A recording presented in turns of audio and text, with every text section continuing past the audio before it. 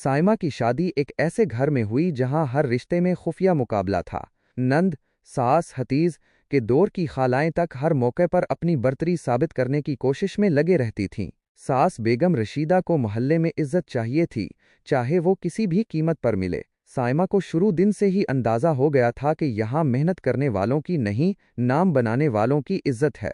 साइमा को खाना पकाने और कपड़ों की डिजाइनिंग का बेहद शौक था। उसके हाथ की बनाई हुई चीजें जब कभी किसी के सामने आती सब तारीफ करते, मगर जल्द ही साइमा ने महसूस किया कि सास अक्सर उसकी मेहनत को अपना नाम देकर महफिल में पेश करती थीं। ये केक मैंने अपने पुराने नुस्खे से बनाया था। अरे ये कपड़ों की कढ़ाई तो मैंने साइमा को सिखाई है।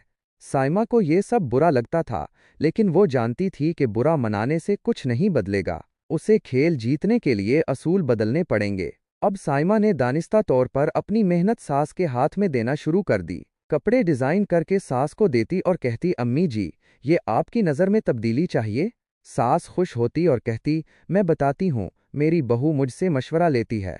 मेहमान आते तो साइमा खामोश रहती, मगर अंदर ही अंदर सबको मालूम होने लगा कि ये सब काम साइमा का है, नाम किसी और का। आहिस्ता आहिस्ता सॉस के क्रेडिट के नीचे असल चेहरा नजर आने लगा। एक दिन मोहल्ले की एक खाला ने सामने ही कह दिया, बेगम रशीदा, नाम तो आपका है लेकिन असल हुनर तो साइमा का है, सब जानते हैं। सास के चेहरे पर खफीफ सा सुकूत छा गया।